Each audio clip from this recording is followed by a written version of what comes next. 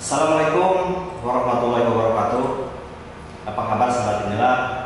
Semoga puasanya lancar selalu. Alhamdulillah kita bisa menyapa lagi di podcastnya Inilah Tradisional.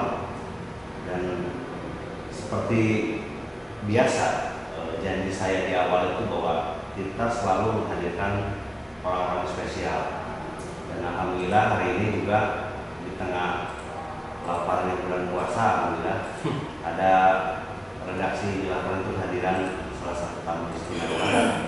Beliau mantan aktivis, masih muda dan luar biasa karena selama ini perjuangan untuk memperjuangkan umat khususnya masyarakat itu juga patut kita apresiasi. Saat ini beliau duduk sebagai anggota legislatif DPRD DPRD Provinsi Jawa Barat. Tepatnya anggota Komisi 5 DPRD Jawa Barat. Langsung saja saya akan sapa.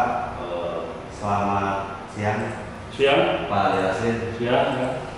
Damang Pak Ali. Alhamdulillah sehat sama semua. Alhamdulillah.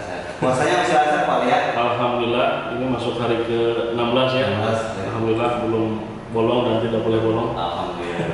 Jadi Pak Ali Rasid ini dapilnya di kota Kabupaten Tasikmalaya, tapi karena tugasnya memang beliau di DPRD Jawa Barat, jadi selain fokus ke kota Kabupaten Tasikmalaya sebagai dapil, beliau juga tentunya selama ini banyak sekali keliling ke daerah-daerah di Jawa Barat, khususnya terutama dengan kaitan tupoksi sebagai anggota Komisi 5. Pak Ali, saya mungkin langsung nih. Siap. Komisi 5 itu sebenarnya lebih fokus mengurusi apa saja ya Pak? Komisi 5 itu diantaranya bermitra dengan dinas pendidikan, dengan dinas kesehatan, termasuk dengan rumah sakit ya, karena Pemprov Jabar punya rumah sakit provinsi, punya 6 rumah sakit provinsi, diantaranya rumah sakit Alisan di Balenda. Ya.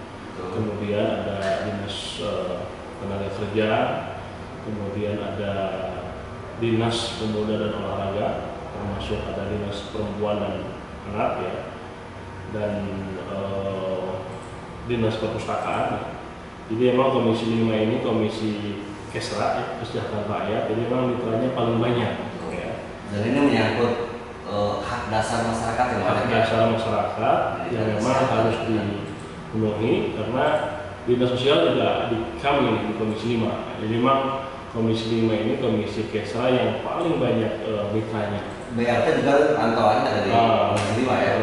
Termasuk itu ya, termasuk kemarin juga bantuan COVID ya, baik yang tunai ya, cash maupun yang sembako itu didistribusi diantaranya oleh dinas sosial, walaupun pengadaannya oleh dinas perdagangan ya. Jadi ada lintas gitu. Di samping tugas-tugas sebagai di Komisi 5 ya, yang tadi lebih ke mengurusi soal pendidikan, terus kemudian kesehatan, beliau juga ternyata menjabat sebagai wakil Pansus pesantren.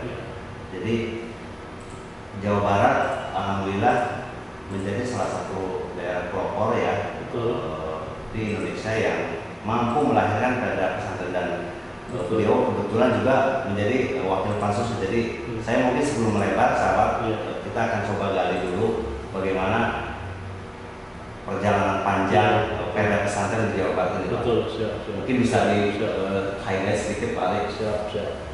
Jadi betul sekali ya. Jadi perda pesantren ini adalah perda pertama di Indonesia. Ini semangatnya karena Jawa Barat ini gudang pesantren. Dan alhamdulillah memang di pusat juga sudah lahir ya undang-undang pesantren. Jadi kita adalah daerah pertama yang merespon mengenai undang-undang pesantren, sehingga kita bekerja ya, menyelesaikan membahas perda pesantren. Ya. Nah, Perda pesantren itu sudah selesai dibahas. Kebetulan saya salah satu wakil ketua pansus ya. Jadi memang ini adalah kado ya, kalau bisa dibilang kado ya, kado dari DPRD Jabar dan Pemprov Jabar untuk pesantren yang ada di Jawa Barat ya. Karena kita tahu betul bahwa pesantren ya, termasuk para ulamanya adalah orang-orang yang sudah berkontribusi sejak awal, bahkan sebelum kemerdekaan ya. Misalkan kita tahu ada tokoh Kiai Haji Zainal Mustafa ya, itu pimpinan pesantren di Sukamana di Tasik. Beliau adalah orang yang dulu melawan tentara Jepang ya, menjajah ya. Jadi dia mengkonsolidasi ya pesantren Kiai untuk melawan penjajah demi negara ini berdiri, demi Indonesia ini merdeka. Jadi memang peran para tokoh pesantren sudah ada sebelum Indonesia ini berdiri. Setelah berdiri ya kita tahu yang merumuskan kemerdekaan ya itu kan banyak tokoh-tokoh Islam ya. Dari Muhammadiyah misalkan ada Kasman Sunan ya. Dari NU ada Wahid Hasim misalkan. Terus dari kelompok Masumi kita tahu bersama ada Pak Nasir ya. Jadi banyak sekali tokoh-tokoh pesantren dan ulama yang memang sudah berkontribusi sebelum dan setelah kemerdekaan, bahkan hingga sekarang.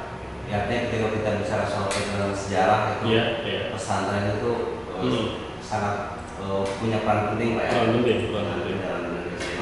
Pak, tapi ini inisiasi DPRD ya? Nah, ini sebetulnya sebelum saya masuk di DPRD memang pernah diajukan ya ke Kemendagri ya. Cuma waktu itu ditolak karena belum ada undang-undang di atasnya.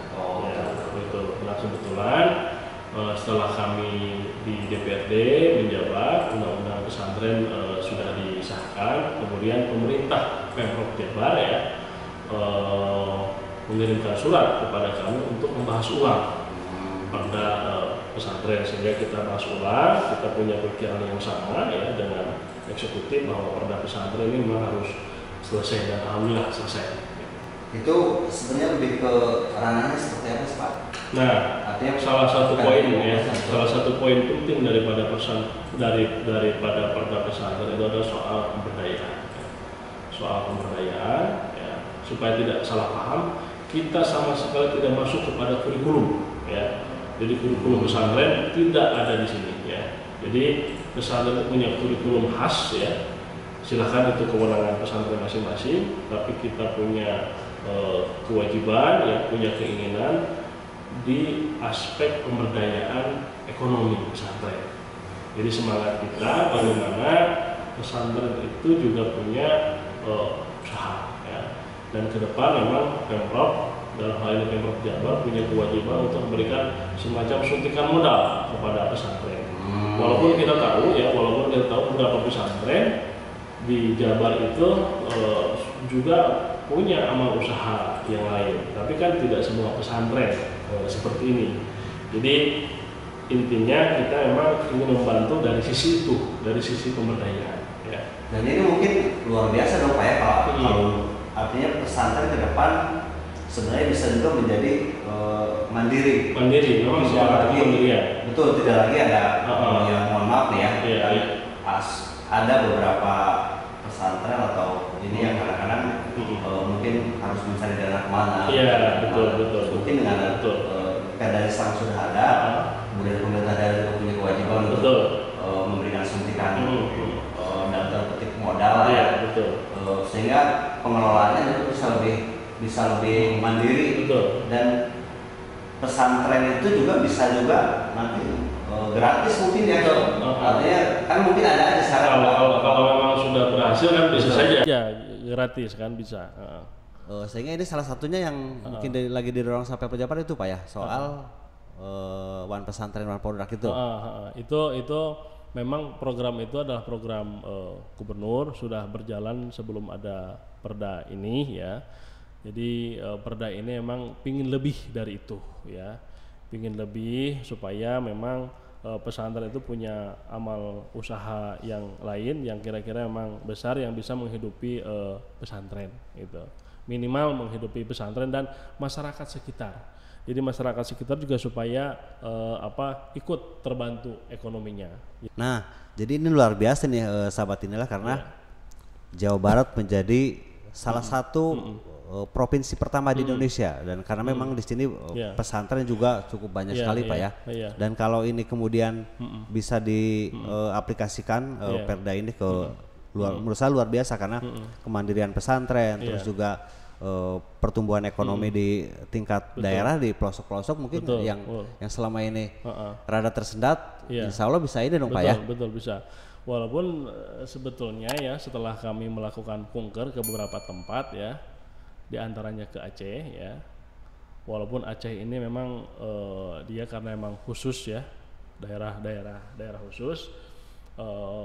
Di Aceh itu justru pesantren itu menjadi salah satu dinas resmi ya. Namanya Dinas Pendidikan Dayah. Oh, jadi ada dinas khusus yang ngurusin pesantren ya.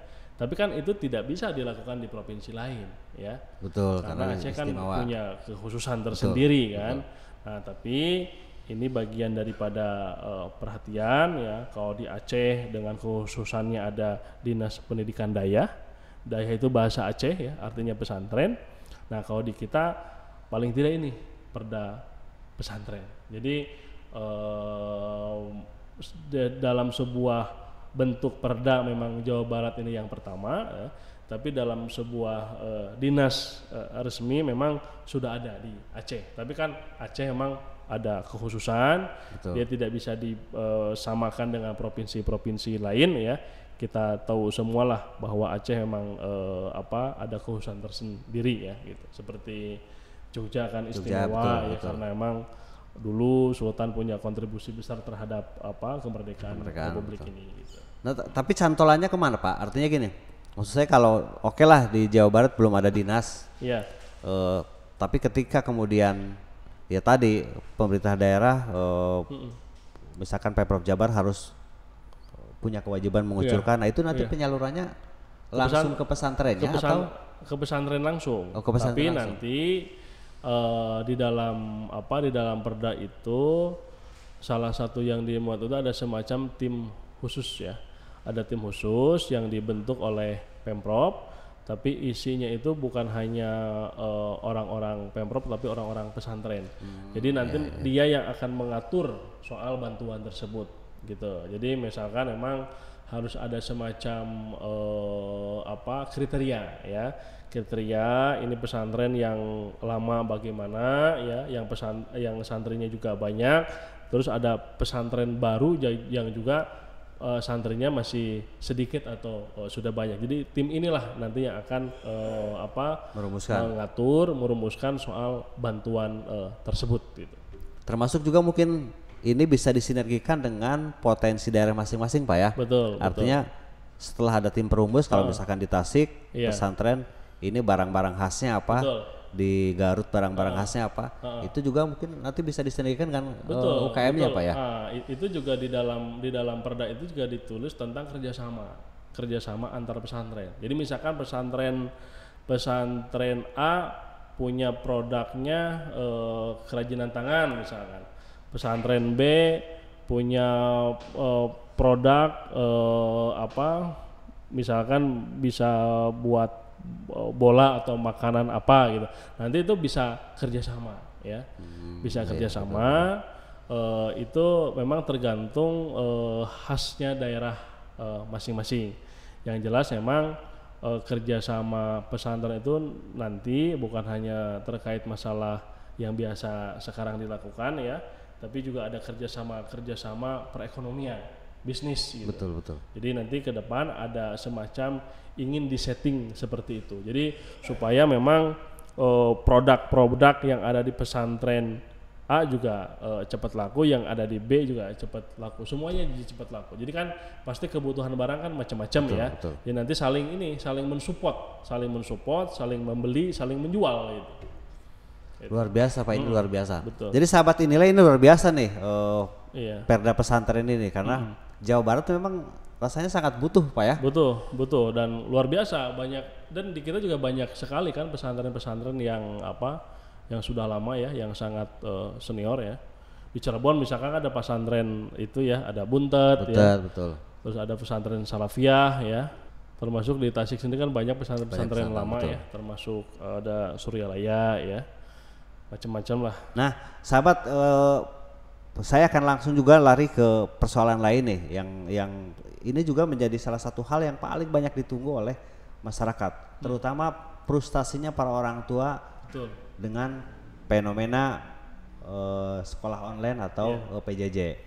Karena kebetulan beliau juga mitranya adalah Dinas Pendidikan dan salah satu wacana yang paling menguat adalah sekarang akan segera dibukanya pendidikan tatap muka Juli kalau tidak salah. Jadi pas sebenarnya dongengnya gimana nih itu? Kalau dari pantauan Bapak itu memungkinkan nggak Juli? Pembelajaran tatap muka di Jawa Barat khususnya itu bisa digulirkan. Betul. Kalau bicara dongeng ya, kalau dongengnya kan Januari ya. Pemerintah pusat dongengnya Januari akan membuka pembelajaran tatap muka ya. Tapi ternyata angka COVID di Indonesia naik sehingga itu gagal ya, gagal. Nah, sekarang pemerintah pusat itu merencanakan pembelajaran tatap muka itu di pertengahan Juli ya. Pertengahan Juli itu berarti tahun ajaran baru ya. Sekarang sudah bulan April, Mei, Juni, Juli, berarti sekitar 4 bulan. 4 bulan lagi. 4 bulan kurang lah ya, karena sekarang juga di April juga sudah mau ini kan, sudah di pertengahan kan. Nah, betul. Nanti Julinya juga di pertengahan tahun ajarannya. Nah, memang dalam rangka persiapan pembelajaran tatap muka ini memang kita harus siap ya. Harus siap, terutama karena memang pandemi ini masih berlangsung ya, dan kita tidak tahu kapan berakhirnya ya.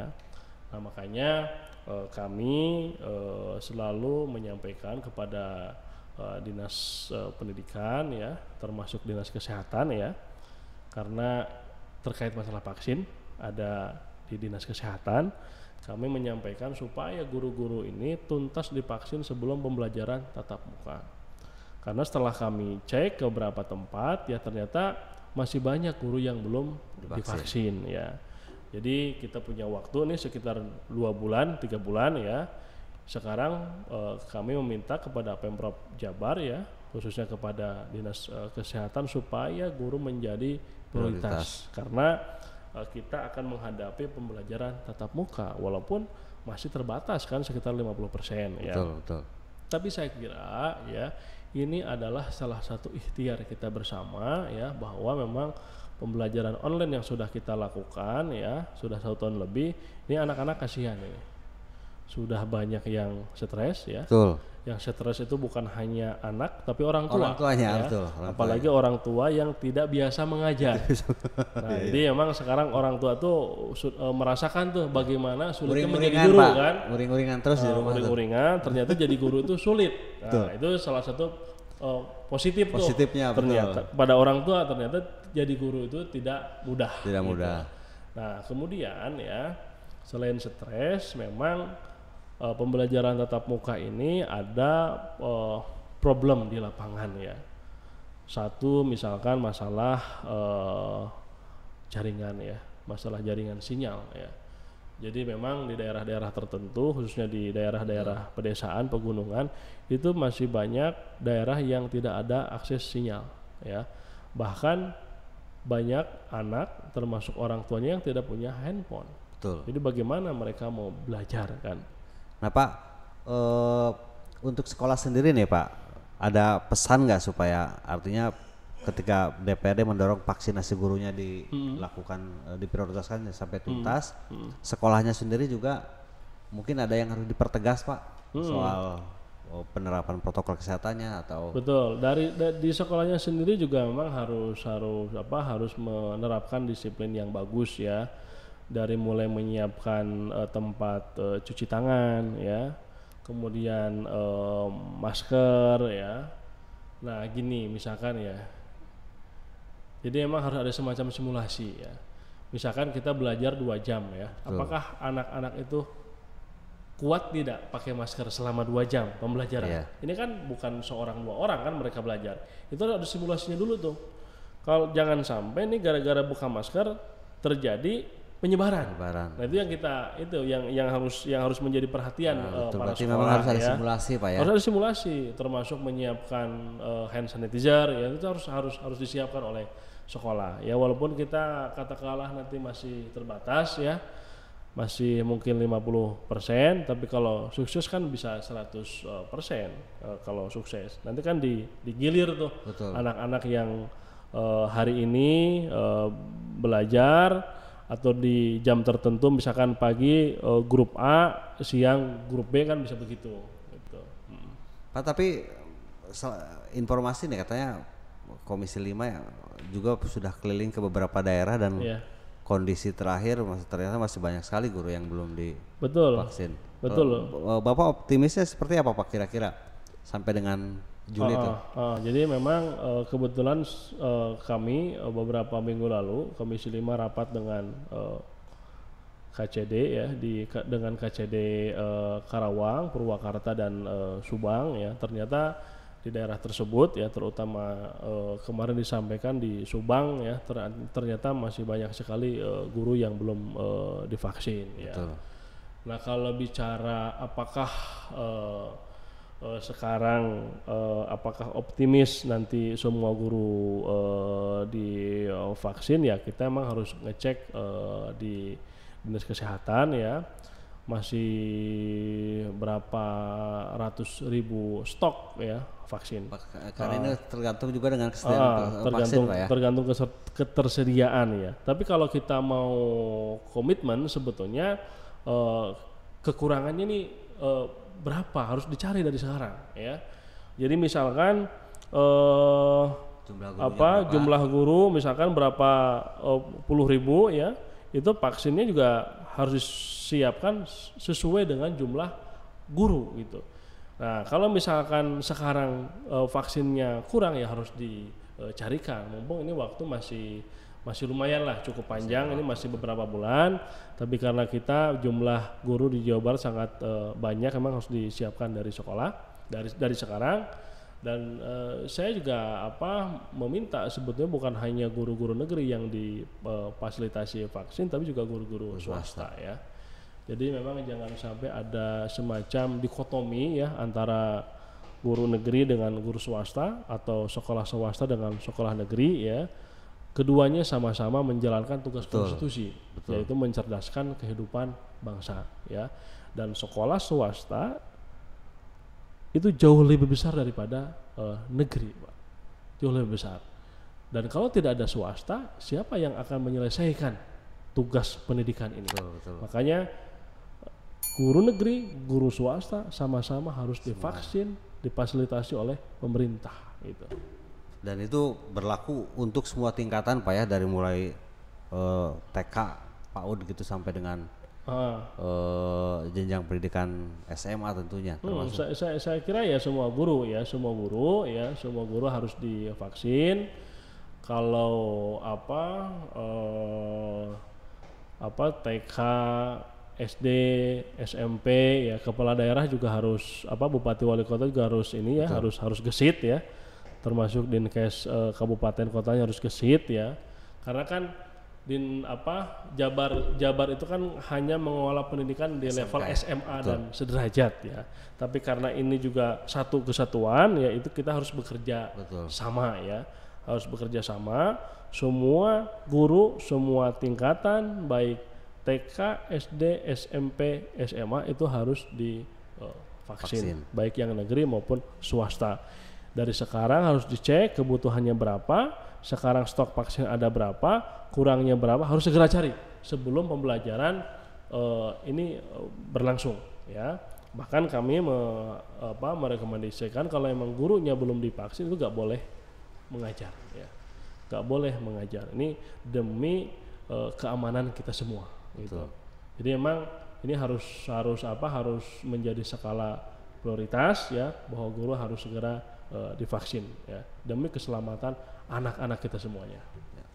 Jadi sahabat inilah juga mohon doanya ya, mudah-mudahan vaksinasi guru atau vaksinasi di lingkungan tenaga pendidikan bisa selesai tepat waktu, sehingga keresahan, kegundahan dan sikap stres orang tua bisa segera teratasi, karena ketika komponen pendidikan nanti sudah mulai bisa bergeliat, artinya sekolah tatap muka bisa dilakukan, insya Allah satu persatu persoalan bisa dibereskan. Tapi tadi seperti Pak Ali bilang bahwa salah satu kunci paling penting adalah gurunya dulu divaksin, itu harus tuntas. Tidak bisa tawar menawar, karena ketika satu lolos Pak Ali ya, ketika satu lolos justru ada celah di situ, jangan sampai satu orang itu justru nanti akan membawa dampak buruk lagi ke banyak hal gitu. Terus yang kedua juga tadi beliau tuh sangat selama ini sangat luar biasa terhadap persoalan-persoalan kemasyarakatan. Salah satunya yang sering saya baca di media Pak Ali adalah bagaimana beliau kerap kali mengkritisi soal perilaku-perilaku negatif, misalnya maraknya soal penambangan liar. Saya mumpung ketemu sama Pak Alinya, saya pengen langsung dengar nih, karena di beberapa media beliau banyak sekali mengupas soal ancaman dari penambangan ilegal itu ya Pak Ali. Pak Ali bisa ini di Tasik kebetulan banyak Pak ya? Betul, banyak. Di sana banyak galian ya, baik yang legal maupun yang ilegal ya. Tapi lebih banyak yang ilegalnya. Gitu. Lebih banyak yang ilegalnya. Jadi yang semangat daripada kita itu adalah menyelamatkan lingkungan ya. Jangan sampai lingkungan rusak, bencana datang. Jadi semangat kita itu ya. Makanya saya pernah menyampaikan kepada BPBD ya, tugas Anda itu bukan hanya menanggulangi bencana, tapi mencegah bencana ya.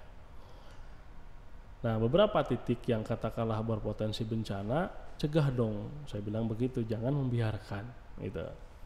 Nah, salah satu yang kemudian katakanlah sumber dari bencana ya, dari longsor itu adalah galian pasir ya. Nah, saya kira di Tasik ya, baik di wilayah kota maupun di kabupaten itu banyak galian pasir. Kalau teman-teman lihat misalkan di daerah Jalan Baru itu di daerah Jalan Mangin ya, orang bilangnya Mangin, Mangkubumi Indihiyang, itu di pinggir-pinggir itu sudah banyak galian ya. Apalagi kalau kita cek di kawasan Gunung Galunggung. Nah, ini yang kita sesalkan sebetulnya. Jadi harusnya Galunggung itu dijadikan full aja tempat pariwisata. Ya. Jadi ini apalagi sekarang udah masuk ke apa tuh Pak?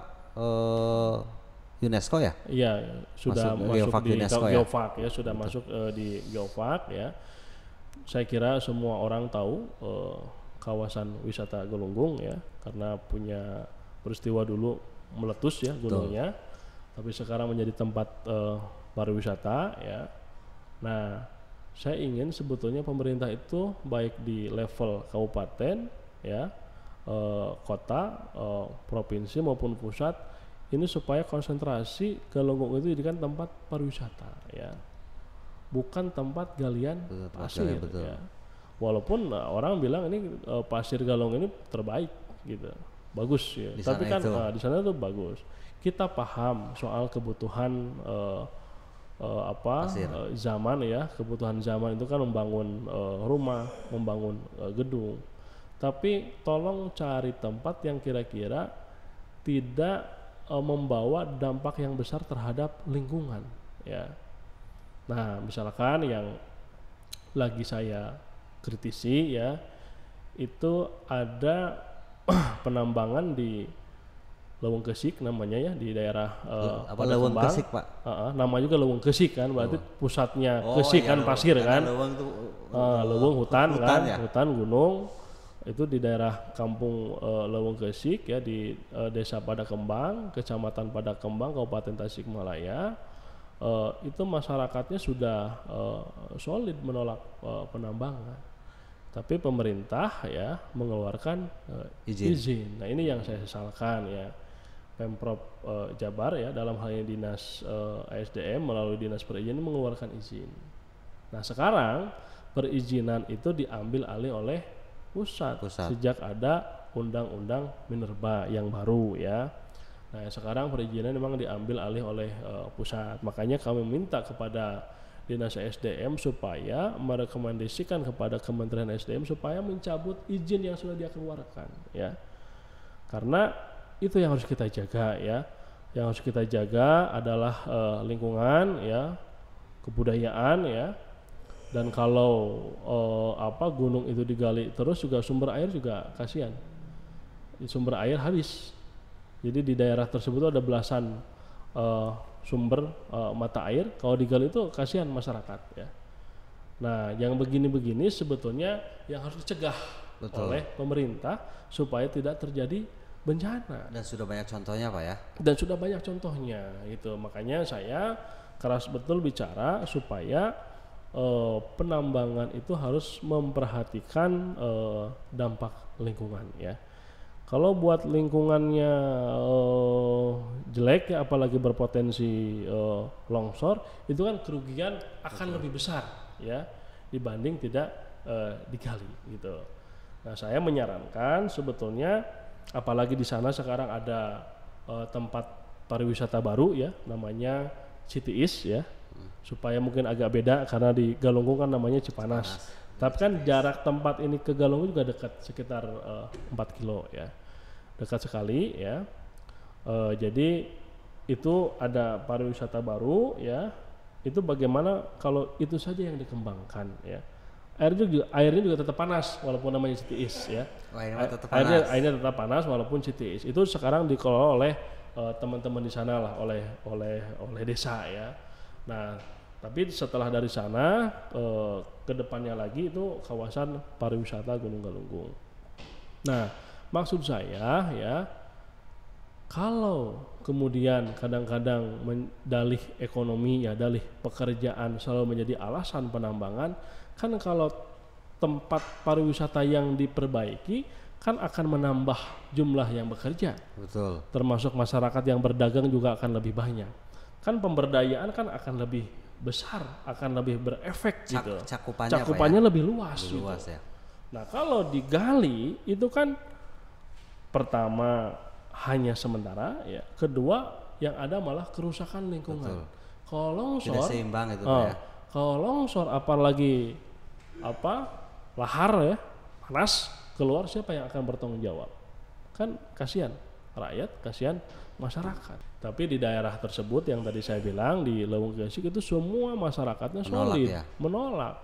Bahkan kemarin sempat ada sebelum puasa ya, sempat ada galian, langsung diusir oleh warga ya. Jadi mohon ini saya kepada para pengusaha juga mohon maaf ini memang tolong harus memperhatikan ya, tolong pakai hati nurani, ini jangan berpikir saat. Saya juga tidak kenal sama beliau-beliau ini ya, sama sekali gak kenal, tapi saya orang sana ya, jangan sampai saya tahu bagaimana keadaan masyarakat di sana, jangan sampai bencana datang ya. Pak Ali, saya juga ingin nanya nih soal tadi itu menarik ya, karena sekarang perizinan kemudian diambil alih sama pusat. Padahal yang tahu kondisi itu kondisi di lapangan, terus dampak segala macamnya juga kan di daerah. Betul. Bapak melihat persoalan itu gimana Pak? Kalau saya secara pribadi memang tidak tepat ya, tidak tepat. Harusnya memang perizinan tetap ada di provinsi ya, karena yang mengetahui kondisi daerah adalah daerah ya. Kalau semua diambil oleh kementerian, ini kan luar biasa nih luasnya negara kita Indonesia ini. Betul. Jadi kalau dalam sikap saya secara pribadi memang ini tidak tepat lah ya, tidak tepat. Nanti kan jangan sampai karena katakanlah susah mengurus izin, malah yang terjadi adalah banyak galian-galian yang liar, yang ilegal. Jadi itu mungkin yang bisa kita sajikan di edisi podcast kali ini dengan Pak Ali Rasid. Banyak sekali tadi, pertama adalah kado Perda pesantren, yang kedua soal kemudian persiapan pendidikan atau pelaksanaan sekolah tatap muka, dan ketiganya dari soal galian. Sebagai penutup mungkin Pak Ali ada yang mau disampaikan, penegasan saja mungkin soal tadi sekolah tatap muka, terus kemudian soal bagaimana kita bersama-sama menyelamatkan lingkungan. Jadi mungkin closing statement. Siap. Kita sama-sama sudah merasa jenuh ya, apalagi orang tua, termasuk anak-anak yang harusnya belajar sekarang lebih banyak main game. Makanya saya mengajak kepada Bapak Ibu semuanya, sukseskan vaksinasi di Jawa Barat ya, terutama untuk para guru-guru kita ya. Pemprov juga harus memprioritaskan guru-guru kita. Bapak Ibu juga yang diundang divaksin jangan menolak. Ini karena di lapangan masih banyak yang menolak divaksin ini. Waktu kami reses ya, divaksin insya Allah aman, sehat. Saya juga sudah divaksin 2 kali, alhamdulillah sehat walafiat. Ini adalah ikhtiar kita bersama ya. Semua negara sedang menyelesaikan masalah ini ya, termasuk di negara kita ya. Kita semuanya punya kewajiban mensukseskan pembelajaran tatap muka yang direncanakan di pertengahan bulan Juli ya. Dan sebelum itu juga anak-anak kita persiapan PPDB ya. PPDB betul. PPDB persiapan artinya masa pra belajar tatap muka ini ada pekerjaan-pekerjaan lain ya, diantaranya PPDB itu akan menyibukkan baik guru maupun anak-anak, makanya termasuk orang tua. Makanya tolong yang sudah dapat undangan di vaksin ya, jangan menolak divaksin, karena nanti juga akan dicek apakah kita layak divaksin atau tidak ya. Kalau kita punya penyakit yang parah juga tidak akan direkomendasi untuk divaksin. Makanya vaksin ini adalah salah satu bukan salah satu, justru ikhtiar kita ya. Satu-satunya jalan mungkin ya, satu-satunya jalan sekarang untuk menyelesaikan pandemi ini, karena selain divaksin kan nggak ada lagi. Betul. Coba apa kan sekarang pertanyaannya kan apa. Nah makanya tolong ayo kita sukseskan vaksin ya secara bersama-sama ya. Itu yang pertama. Yang kedua terkait masalah kalian ya, saya mengajak kepada terutama ya kepada para pengusaha ya, tolong ini kita berusaha pakai hati nurani, tolong diperhatikan kanan kiri ya, aspek lingkungan, kepada warga juga yang yang ada di kawasan tersebut, mohon jangan kalah ya, mentalnya harus kuat. Kalau emang itu berdampak kepada kita yang dalam waktu jangka panjang, tolong ini supaya solid ya. Itu saya kira. Ya, terima kasih Pak Ali Rasid sekali lagi. Baik sahabat, inilah demikian obrolan kita kali ini.